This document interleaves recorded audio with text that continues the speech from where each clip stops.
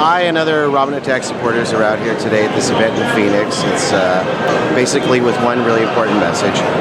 We've been at Netroots the last few days. So many people have so many great issues, so many good ideas about how to tackle all the problems that we're facing, whether it's climate change or HIV/AIDS treatment and prevention, or how to end homelessness, how to protect and expand Social Security, single-payer health care. All of these are fantastic things that absolutely have to happen for this country and this planet to not only survive but to thrive.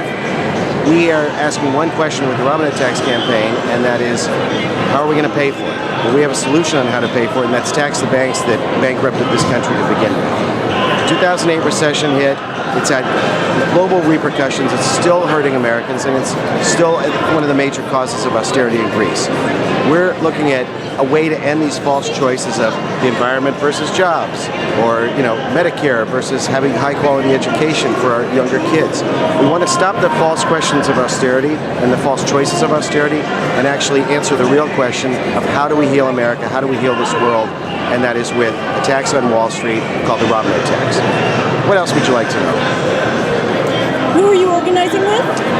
We're organizing with the Robin Hood Tax campaign, right? And that's 170 different organizations around the country, ranging from labor unions to the faith community, to again HIV/AIDS treatment and prevention organizations, to community groups, to people advocating for the homeless and housing rights, student debt activists, students working in their colleges to try to lower tuition. In fact, Bernie Sanders has a bill that would make it free for college here in this country. We're agitating and organizing and working not just with the movement, but also legislation. Senator Sanders has a bill in the Senate called S1371. Keith Ellison has a bill in the House called HR 1464. These would both put a tiny sales tax on financial speculators, all the churn and burn Wall Street that we see every day, not productive investment, but instead just making rich people even richer, enriching the banks, growing them bigger.